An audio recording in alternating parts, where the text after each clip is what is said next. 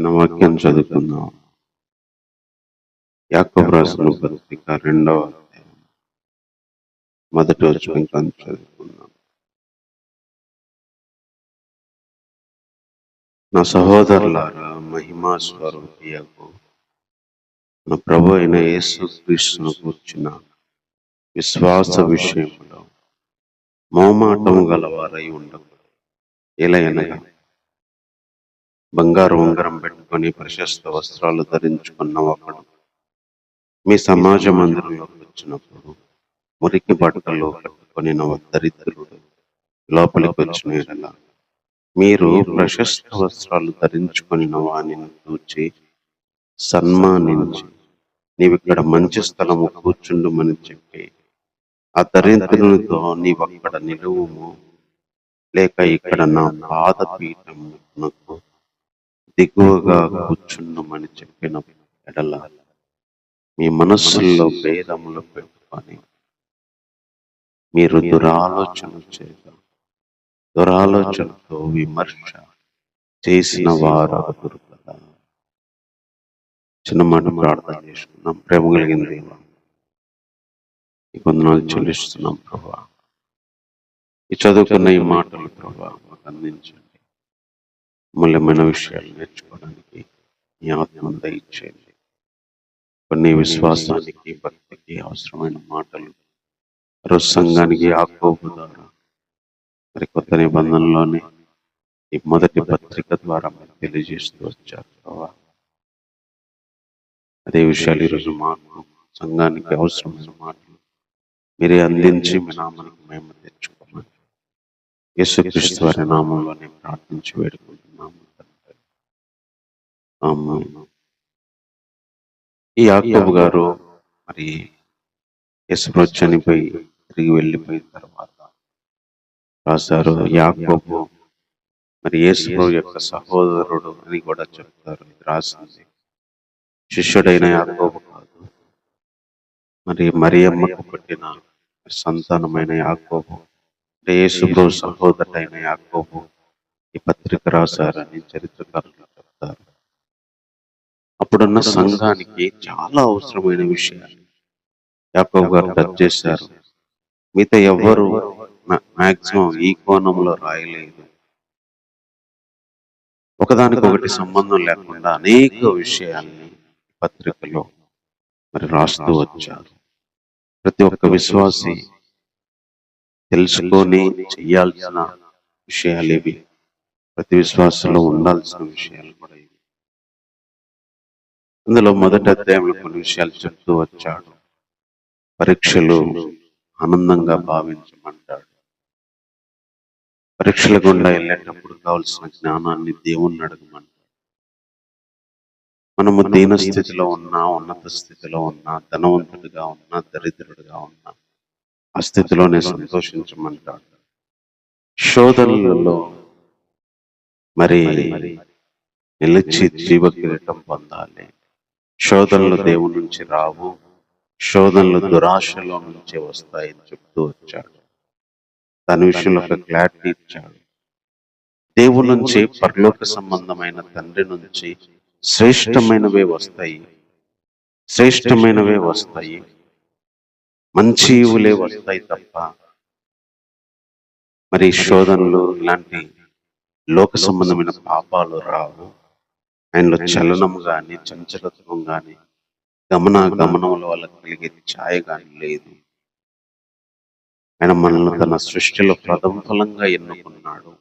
అలాంటి దేవుడు శోధనలు ఇవ్వడు, శ్రేష్టమైన వరాలే ఇస్తాడని చెప్పి అద్భుతమైన మెసేజ్ ఆ రోజు సంఘానికి చెప్తూ వచ్చాడు. అదేవిధంగా ఇంకా కొన్ని విషయాలు ఇక్కడ చెప్తూ వచ్చాడు.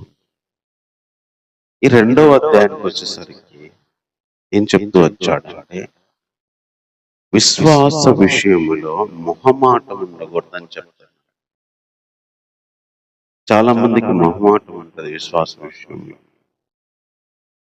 యేసుక్రీస్తును గురించిన విశ్వాస విషయంలో మొహమాటం ఉండకూడదు. దానికి ఏం చెప్తున్నాడంటే యాకోబు గారు, ఒక ధనవంతుడు మంచి బట్టలు వేసుకొని, ఉంగరాలు పెట్టుకొని, మంచిగా రెడీ అయ్యి వస్తే వాన్నేమో నువ్వు ఇక్కడికి రా అని తీసుకెళ్లి మంచి స్థలంలో కూర్చుండబెట్టి, అదే ఒక దరిద్రుడు లోపలికి వస్తే మురికి బట్టలు కట్టుకొని నువ్వు ఇక్కడ కింద కూర్చో, లేకపోతే అక్కడ పోయి నా పాదపీఠం దగ్గర కూర్చో అని మాట్లాడితే మీ మనస్సులో భేదాలు పెట్టుకొని దురాలోచనలతో మీరు విమర్శ చేసిన వాళ్ళు అవుతారు కదా. నీ క్వశ్చన్ ఏంటి అంటే, ఆ రోజు సంఘంలో ఎలాంటి పరిస్థితి ఉందంటే, బాగా డబ్బులుండి మంచి బట్టలు వేసుకొని బంగారు వస్తువులు పెట్టుకొని మందిరానికి వస్తే వాళ్ళనేమో తీసుకెళ్లి పైన కూర్చుండబెట్టేవాళ్ళు. అదే మురికి బట్టలు వేసుకొని దరిద్రులాగా వస్తే వాళ్ళని తీసుకెళ్లి దూరంగా నిలవండి, పోయి అక్కడ కూర్చోండి, కింద కూర్చోండి, ఎడవ కూర్చోండి అని ఆ రోజు సంఘములో యొక్క పద్ధతి చేస్తా వచ్చారు. అంటే డబ్బు విషయం కొడికి వచ్చేసరికి మనిషిని ఒకలాగా ఇంకొకలాగా చూస్తే ఆ భేదాభిప్రాయాలు సంఘంలో ఆ రోజు ఉన్నాయి. దాని గురించి క్లారిటీ ఇస్తున్నాడు. విశ్వాస విషయంలో మొహమాటం ఉండకూడదు. ధనవంతుడైనా దరిద్రుడైనా ఒకలాగే చూడాలి. అదే ఆయన చెప్తున్న క్లారిటీ.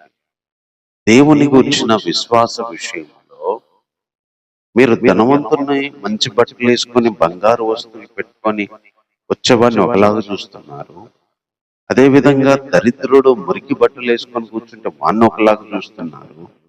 ఇవన్నీ దురాలోచనతో భేదాలు పెట్టుకొని విమర్శ చేసేవాళ్ళు కాదు కదా. ఈరోజు బాధాకరమైన విషయం ఇదే పరిస్థితి. ఈరోజు సంఘాల్లో కూడా మనం చూస్తూ ఉంటాం. ధనవంతులకు ఉన్న విలువ లోకపరంగా దరిద్రులకు ఉండదు.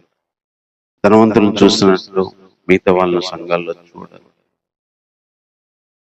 ఎందుకంటే మొహమాటం. డబ్బు ఉంటే ఒకలాగా, డబ్బులు లేకపోతే ఒకలాగా, డబ్బులున్న విశ్వాసం ఒకలాగా, డబ్బులు లేని విశ్వాసం ఒకలాగా, మంచి బట్టలు వస్తువులు కలిగిన విశ్వాసం ఒకలాగా, అవన్నీ లేకుండా ఏదో మామూలుగా ఉన్న విశ్వాసం ఒకలాగా. లోక సంబంధమైన ధనాన్ని, లోక సంబంధమైన బట్టలను బట్టి, ఆస్తిని బట్టి మరి భేదంగా చిన్న చూపు చూసే వాళ్ళు ఈరోజు సంఘాల్లో లేకపోలేదు. ఆ రోజే ఉన్నారు ఇలా చూడటం అనేది. అయితే దాని విషయంలో ఒక మంచి క్లారిటీ ఇచ్చాడు. ఇక్కడ మనకు 5వ వచనం చెప్తాడు, నా ప్రియ సహోదరులారా ఆలకించండి, ఈ లోక విషయంలో దరిద్రులైన వారిని విశ్వాసమందు భాగ్యవంతులుగాను, తన్ను ప్రేమించే వారికి తాను వాగ్దానం చేసిన రాజ్యమునకు వారసులుగా ఉండటకు దేవుడు ఏర్పరచుకోలేదా? అయితే మీరు దరిద్రులను అవమానపరచుదురు, ధనవంతులు మీ మీద కఠినముగా అధికారం చూపుదురు, మిమ్మల్ని న్యాయసభలకు ఈడ్చుతున్న వారు వీరే కదా. ఒక క్లారిటీ ఏమి ఇచ్చాడంటే, నా ప్రియ సహోదరులారా ఆలకించండి, ఈ లోకపరంగా దరిద్రులైన వారిని విశ్వాస విషయంలో భాగ్యవంతులుగా దేవుడు అనుకున్నాడు. అది మొదటి క్లారిటీ ఇచ్చాడు. లోకపరంగా వాళ్ళు దరిద్రులే, తిండి లేదు, బట్ట లేదు, ఇల్లు లేదు, వస్తువులు లేవు, ఏవి లేవు, అయినా వాళ్ళు విశ్వాసంలో భాగ్యవంతులు ఉన్నోళ్ళు. వాళ్ళు విశ్వాసవంతుల వాళ్ళు, విశ్వాస విషయంలో భాగ్యవంతులు. అంతేకాకుండా తాను వాగ్దానం చేసిన రాజ్యానికి వారసులు వాళ్ళు. సేమ్ విశ్వాసంలో వాళ్ళు భాగ్యవంతులు, సేమ్ అదే రాజ్యానికి వెళ్ళే ఆ రాజ్యానికి వాళ్ళు వారసులు. మరి ఎందుకు ఇక్కడ భేదాభిప్రాయం? నువ్వు అదే పరలోకానికి, అదే రాజ్యానికి వెళ్ళేది, అతడు కూడా అదే రాజ్యానికి దేవుడు ఏర్పాటు చేసుకున్నాడు. లోకంలో దరిద్రులుగా ఉన్న వాళ్ళని ఏర్పాటు చేసుకున్నాడు. వాళ్ళ విశ్వాసంలో భాగ్యం. ఆ రోజు యాకోబు గారు సంఘానికి చెప్తున్న మాట, ఈరోజు కూడా కొంతమంది డబ్బు పరంగా, శరీరపరంగా ఏమి లేకపోయినా విశ్వాసంలో భాగ్యం. ఇంతమంది డబ్బు, ఆస్తి, ఐశ్వర్యం ఉన్న వాళ్ళు విశ్వాసంలో బలహీనంగా ఉంటారు. కొన్నిసార్లు లోకపరంగా దరిద్రులైన వాళ్ళే విశ్వాసంలో చాలా బలంగా ఉంటారు, కానీ సంఘంలో వాళ్ళకు విలువ ఉంటుంది. సంఘంలో వాళ్ళకు స్థానం ఉండదు. విశ్వాసాన్ని బట్టి చూసే రోజుల్లో లేని పరిస్థితి ఆ రోజే కనిపించింది. యాకోబు గారి టైంలోనే సంఘంలో ఇలాంటి ఒక అభిప్రాయాలతో మనుషులను చూసే విధానం ఆ రోజుల్లోనే ఉంది. కానీ అది విమర్శ, దురాలోచన అని చెప్తున్నాడు. ఎందుకంటే విశ్వాస విషయంలో అసలు మొహమాటం వద్దు. దరిద్రులైన వారిని కూడా దేవుడు భాగ్యవంతులే అనుకున్నాడు. విశ్వాస విషయం, డబ్బు విషయంలో దరిద్రులే, విశ్వాస విషయానికి వస్తే మీలాగే వాళ్ళు భాగ్యవంతులు. దేవుని రాజ్యానికి సంబంధించి వాళ్ళు వారసు. లోకపరంగా మరి ఆస్తి ఐశ్వర్యం లేకపోయినా దేవుని రాజ్యానికి మీతో పాటు వాళ్ళు సమాన వారసు. మీతో పాటు ఒకే కుటుంబానికి చెందాల్సిన వాళ్ళు, మీతో పాటు ఒకే రాజ్యంలో ఉండాల్సిన వాళ్ళు ఇక్కడ భేదాలు చూపిస్తే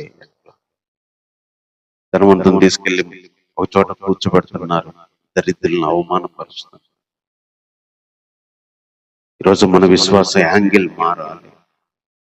మనం చూడాల్సింది ధనవంతులైనా దరిద్రులైనా విశ్వాసాన్ని బట్టి విలువ ఇవ్వాలి. విశ్వాస విషయంలో మొహమాటమే ఉండొద్దని చెప్తున్నాడు. 2వ అధ్యాయం స్టార్టింగ్ వచ్చిన అది ప్రభు అయిన యేసు క్రీస్తును కూర్చిన విశ్వాస విషయంలో మొహమాటం వద్దు.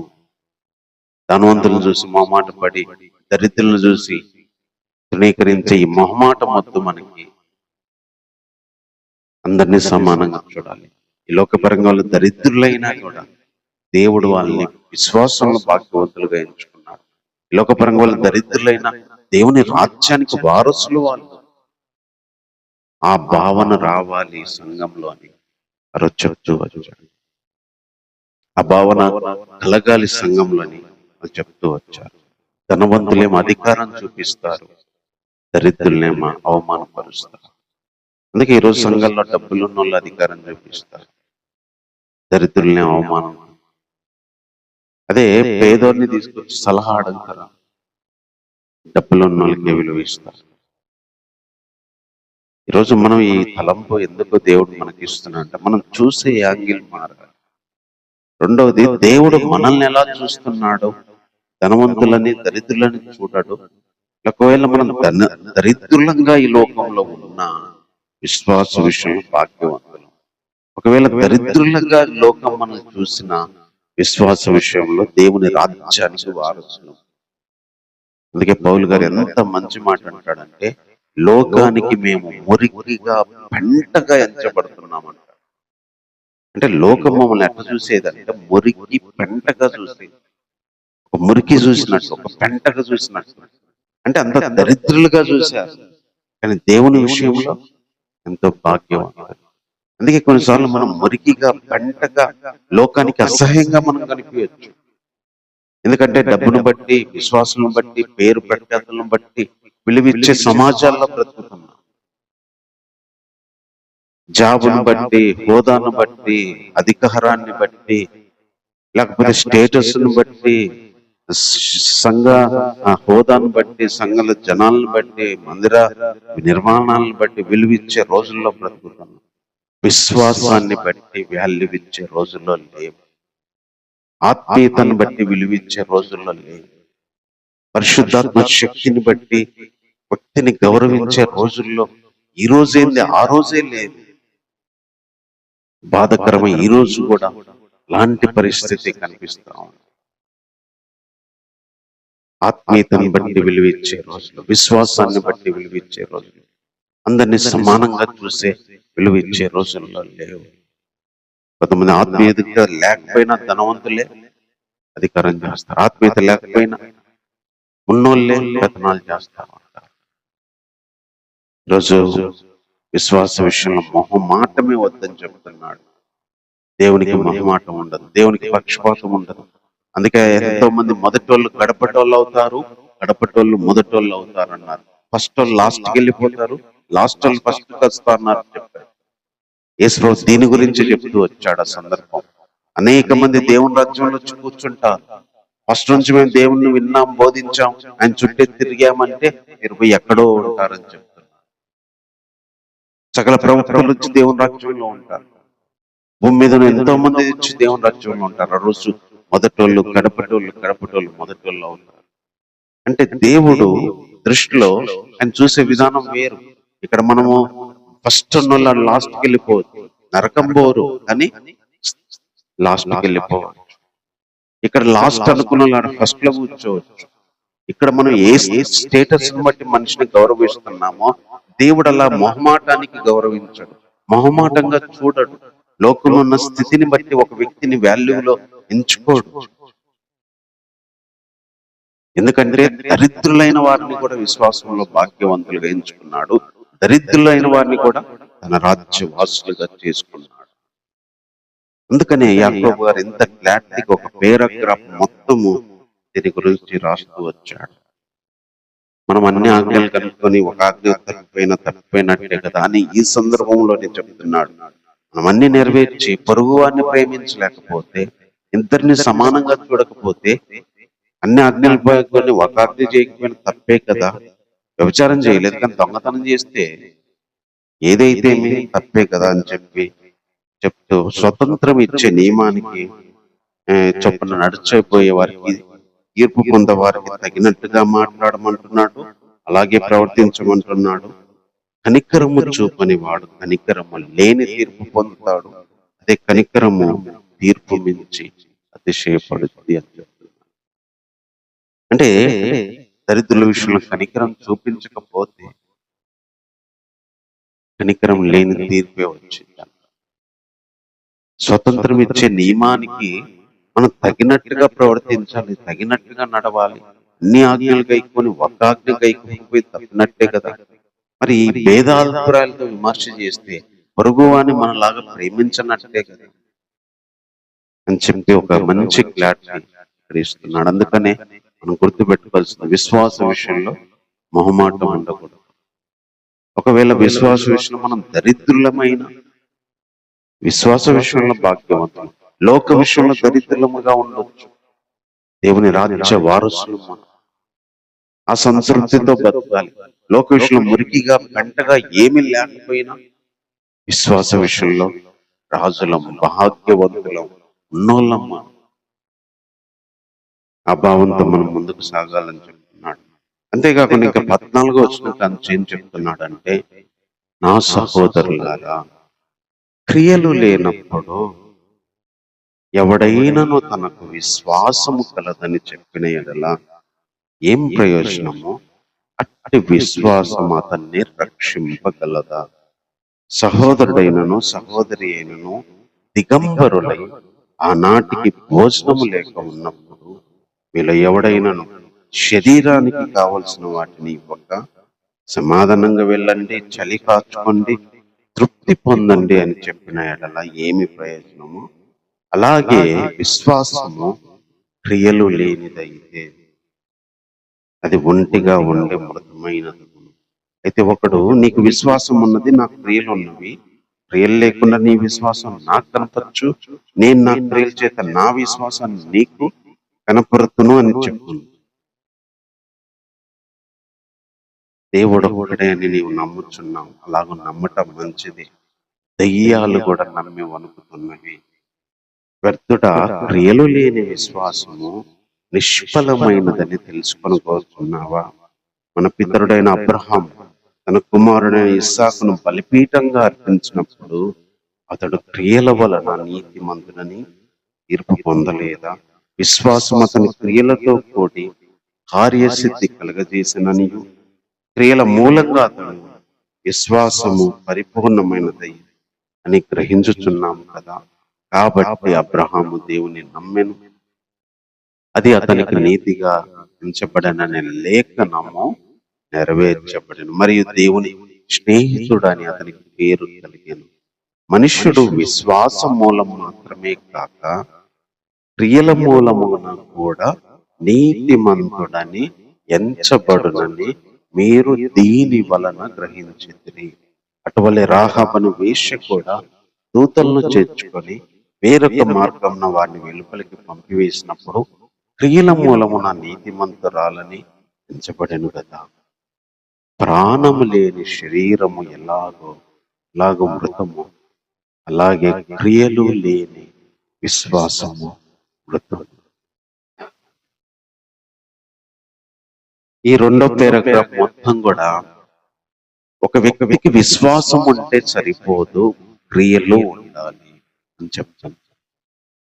ఒక వ్యక్తికి విశ్వాసం ఉండి దేవుని నేను నమ్ముతున్నా, దేవుని నేను విశ్వసిస్తున్నాను అంటే సరిపోదు, క్రియలు ఉండాలి. దెయ్యాలకు కూడా విశ్వాసం ఉంది కానీ క్రియలు లేవు. క్రియలు లేకపోతే ప్రాణము లేని శరీరం ఉన్నట్టే. ప్రాణము లేకుండా శరీరం ఉన్న అవయవాలు ఉంటే ముక్కు, కన్ను, చెవులున్న పనిచేయవు. ప్రాణం లేకుండా శరీరాన్ని పెట్టుకొని ఏం చేస్తాం? అలాగే ఒక వ్యక్తికి విశ్వాసం ఉండొచ్చు కానీ క్రియలు లేకపోతే అది చచ్చిన శరీరంతో సమానం అంటున్నాడు. ప్రాణం లేని శరీరంతో సమానం. ఇది క్లారిటీగా మన జీవితాలకు ఎక్కించుకోవాల్సిన మాట. ఎంతో మందికి భక్తికి వచ్చేసరికి విశ్వాసం అంటారు దేవుడి మీద. దేవుడు ఏదైనా చేయగలడు, దేవుడు అద్భుతాలు చేయగలడు, దేవుడు నా కొరకు చనిపోయాడు నమ్ముతున్నాం, ఓకే, కానీ క్రియలు చేయాలి. ఇక్కడ 3 విషయాలు మరి దీని గురించి చెప్తూ వచ్చాడు, 3 సందర్భాలు.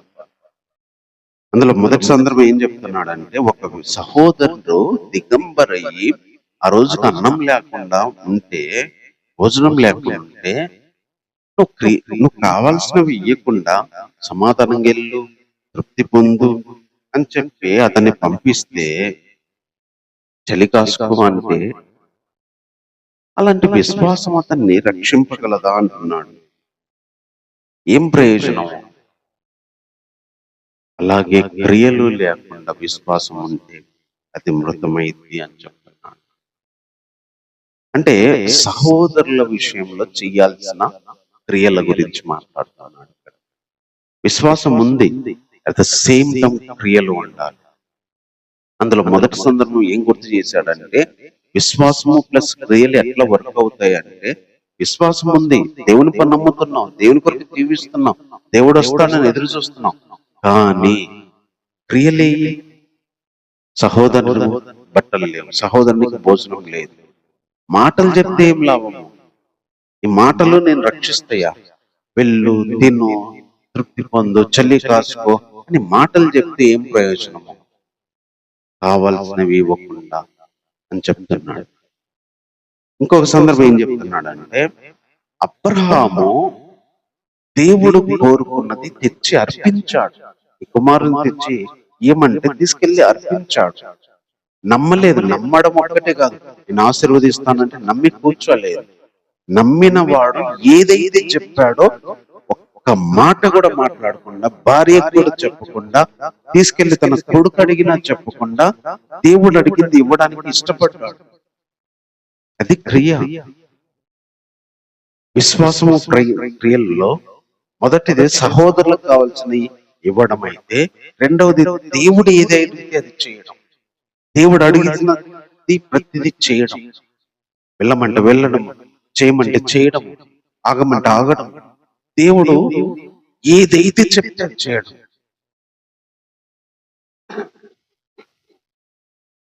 అలాగే 3వ విషయం ఏం చెప్తున్నాడంటే, ఒక రాహాబ్ అనే వేశ్య. అసలు ఆమె దేవుని గురించి తెలియదు. ఏమో వేశ్య, ఆమె క్యారెక్టర్ వేశ్య. వేశ్య అయినా కూడా, మనలాగా దేవుని నమ్మకపోయినా కూడా విశ్వాసంతో వాళ్ళని చేర్చుకుంది. దేవుని గురించి తెలుసుకొని వాళ్ళని చేర్చుకుంది. ఆమె నీతివంతురాలైంది. నిజంగా ఎలాంటి అద్భుతమైన విషయాలు చెప్తున్నాడంటే, అలాగే ఒక వ్యక్తికి విశ్వాసం ఉంటుంది కానీ సహోదరులను ప్రేమించలేవు, సహోదరులకు సాయం చేయలేరు. ఒక వ్యక్తికి విశ్వాసం ఉంటుంది, దేవుడు చెప్పింది చేయలేరు, దేవుడు అడిగింది ఇయ్యలేరు. ఒక వ్యక్తి విశ్వాసం ఉంటుంది కానీ దేవుడు చెప్పినవి చేయడానికి ఇష్టపడు. ఇక్కడ రాహాబ్ అనే విషయం లోక సంబంధమైన వ్యక్తి అయింది, వేశ్య వృత్తికి, కానీ క్రియలతో ఆమె విశ్వాసము నీతిమంతురాలైంది. ఎంత కాంట్రడిక్షన్ గా ఉందా ఆ పదాలు. రాహాబ్ అనే వేశ్య కానీ నీతిమంతురాలు. వాళ్ళని చేర్చుకోవడం వల్ల ఆమె నీతి వచ్చింది. క్యారెక్టర్ పరంగా, లోకపరంగా వేశ్య అని మాట్లాడచ్చు, కానీ దేవుడు ఒక దేశం మీదకి ఒక పట్టణం మీదకి వచ్చి వాళ్ళను చంపుతారంటే ఆ వేగుల వారిని చేర్చుకొని దాచిపెట్టి, మీ దేవుడు ఎంత గొప్పవాడు, మీ దేవుడిని చేసిన మేము వింటే మా గుండెలు కరిగిపోయినాయని చేర్చుకొని దేవుని ప్రజలకు చేసిన ఉపకారాన్ని బట్టి నీతిమంతురాలైంది. లోకపరంగా వేశ్య, కానీ దేవుని దృష్టిలో క్రియల మూలంగా నీతిమంతురాలైంది.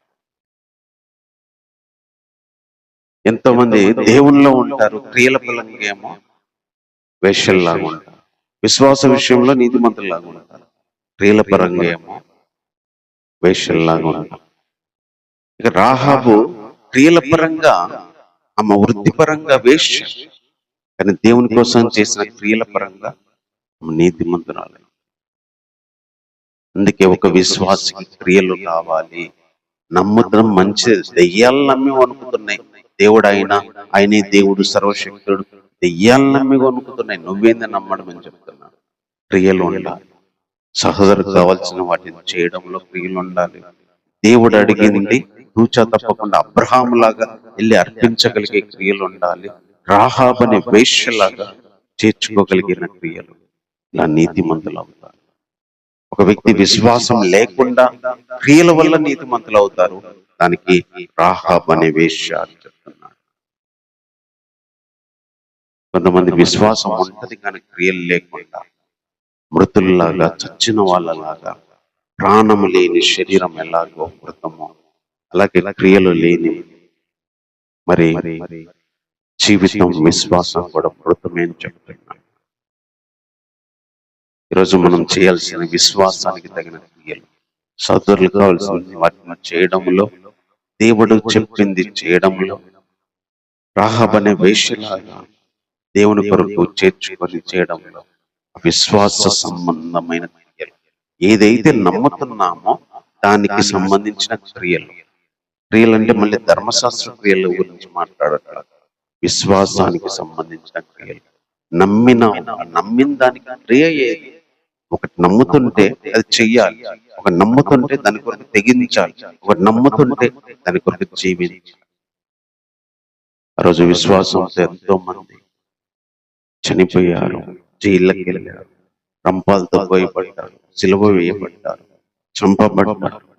విశ్వాస వీరులు వాళ్ళు. విశ్వాసానికి సంబంధించిన క్రియల ద్వారా వాళ్ళు అడవుల్లో, సొరంగాల్లో, గుహల్లో తిరిగారు. విశ్వాసం ఉంది, క్రియలు కూడా ఉన్నాయి. విశ్వాసం దేవుడు స్వాస్థ్యం ఇస్తాడని లోకపరంగా అన్ని పోగొట్టుకున్నారు. శ్రేష్టమైన దానికోసం తమ ఆస్తి అంతా కోల్పోయారు. పరిశుద్ధుల కోసం తమ ఇల్లు, పొలాలు అన్ని తెచ్చి పెట్టారు. విశ్వాసము క్రియలు. వాళ్ళు దేన్ని నమ్మారో, దేనికోసం ఎదురు చూస్తున్నారో, దేని కొరకు జీవిస్తున్నారో దాన్ని క్రియల రూపంలో చూపించారు. అది కావాలి అని చెప్తున్నాడు. ఆ రోజు సంఘంలోకి చాలా మంది చేరారు, సంఘంలో విశ్వాసులు అయ్యారు. కానీ వేదాభిప్రాయాలు చూసే మనస్తత్వాలు. సంఘంలో చాలా మంది చేరారు, విశ్వాసం వచ్చింది, కానీ క్రియలు లేని విశ్వాసంతో బ్రతుకుతున్నారు. దేవుళ్ళకి వచ్చారు, యేసురావు అంటే నమ్మారు, ఆ రోజు ధైర్యంగా ఒప్పుకున్నారు, కానీ క్రియల దగ్గరకు వచ్చేసరికి చేయలేకపోయారు. ఈరోజు మనకు దేవుడు మాట్లాడుతుంది, విశ్వాసం ప్లస్ క్రియలు కావాలి. విశ్వాస విషయంలో మొహమాటం వద్దు. దరిద్రులమైన కూడా మనం భాగ్యవంతులమే, దరిద్రులమైన మనం దేవుని వారసులమే. మనం అలా అనుకోవాలి, అలాగే దరిద్రులను చూడాలి. నీ 2వ అధ్యాయాన్ని చెప్తూ వచ్చాడు. కాబట్టి మాటలు బట్టి అర్థం చేసుకో. దేవుడు కొన్ని మాటలు బట్టి ఈరోజు మన జీవితాల్లో ఎంతో అమూల్యమైన మాటలు యాకోబు గారు ఆ రోజు సంఘానికి తెలియజెప్పిన మాటలు. ఎందుకంటే ఇలాగ పౌలు గారు కానీ, పేతురు గారు కానీ కూడా ఇలాంటి విషయాలు రాయలేదు. మొట్టమొదటిగా రాయబడిన పత్రిక యాకోబు పత్రిక. చెదరిన సంఘానికి, మొదటి శతాబ్దంలో ఉన్న విశ్వాసులకి రాయబడిన పత్రిక ఇది. ఆ రోజు సంఘంలోకి విశ్వాసులు వచ్చారు, కానీ భేదాభిప్రాయాలతో చూసుకుంటున్నారు. ఆ రోజు సంఘంలోకి విశ్వాసులు వచ్చారు, కానీ క్రియలు లేవు. రోజు దేవుడు మనల్ని కోరుతుంది విశ్వాసము, క్రియలు. అబ్రహాం లాంటి విశ్వాసము, క్రియ. రాహాబు లాంటి విశ్వాసము, క్రియ. అలాగే సహోదరుల విషయంలో విశ్వాసము, వాళ్ళకి ఇచ్చిన సహాయం చేసే వాటికి వాళ్ళకి కావలసిన ఇచ్చి సహాయం చేసే క్రియలు మనం కావాలి. మొహమాటమే వద్దు. ధనవంతులను ఒకలాగా, ధనవంతులైన విశ్వాసులను ఒకలాగా, దరిద్రులైన విశ్వాసులైన ఒకలాగా కాదు. ధనవంతులైన సేవకులను ఒకలాగా, బీదలైన సేవకులను ఒకలాగా, ధనవంతులైన సంఘాలను ఒకలాగా, దరిద్రులైన సంఘాలను ఒకలాగా కాదు. మనం చూడాల్సి కొన్ని దరిద్రులైన సంఘాలు, కొన్ని దరిద్రులైన సేవకులు, కొంతమంది దరిద్రులంగా కనపడిన లోకపరంగా వాళ్ళ విశ్వాస విషయంలో ఎంత భాగ్యవంతులు, వాళ్ళ విశ్వాస విషయంలో దేవుని రాజ్యంలో ఎంత ఉన్నతులో మనకు తెలియదు.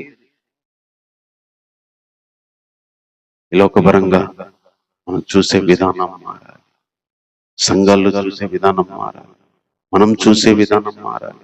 ఒకవేళ మనం దరిద్రులమని ఎంచబడుతుంటే మనం బాధపడాల్సిన అవసరం లేదు. విశ్వాసంలో భాగ్యవంతులం, విశ్వాసంలో మనం ధనవంతులం, విశ్వాస విషయంలో దేవుని రాజ్యంలో ఆ పౌలు, పేతురు, యేసు ప్రభువుతో పాటు మనం వారసులమే. అందరికి ఇచ్చాడు దానికి వారసత్వం. వాళ్ళకెంత హక్కు ఉందో మనకంత హక్కు ఉంది. వాళ్ళు ఎలా కుమారులు అయ్యారో మనం అలాగే కుమారులు అవ్వడానికి సమానంగా ఇచ్చాడు. దాన్ని బట్టి మనం సంతోషించి మన దీన దరిద్ర స్థితిని బట్టి అతిశయించాలి. పౌలు గారు తన దీన స్థితిని బట్టి, తన లేని స్థితిలో సంతోషించి అతిశయించినట్టుగా, లోకపరంగా పేరు లేకపోయినా, డబ్బు లేకపోయినా, మరి ఎన్నో తిండి, బట్ట, ఆకలి తప్పులు, పిడిగుద్దులతో బతికినారు. మురికిగా, పెంటగా ఎంచబడుతున్న బతికినారు. ఎందుకంటే వారు దేవుని రాజ్యం విశ్వాసంలో దేవుడు వాళ్ళు ఎన్నుకున్న ఆ సేవను బట్టి, ఆ విధానాన్ని బట్టి, దేవుని రాజ్యంలో వాళ్ళకు విలువను బట్టి, రాబోయే శరీరాన్ని బట్టి, రాజ్యాన్ని బట్టి వాళ్ళు అతిశయించారు. లోకం వాళ్ళని ఎలా చూసినా, వేరే సంఘం ఎలా చూసినా వాళ్ళు చూసుకున్న విధానం వేరు. అందుకని యాకోబు గారు ఎంతో మంచి విషయాలు మరోసారి మనకు గుర్తు చేస్తూ వచ్చినాడు. ఈ మాటలు బట్టి మనం ప్రార్థన చేసుకుందాం. ప్రేమ కలిగిన నీకు వందనాలు. ఈ రోజుల్లో ప్రభా సంఘాలు, విశ్వాసులు, సేవకులు మరి దేని వెంట పరిగెత్తబడుతున్నారో, దేన్ని చూసుకొని ప్రభా వెళ్తున్నాయో మాకు తెలుస్తున్నాయో.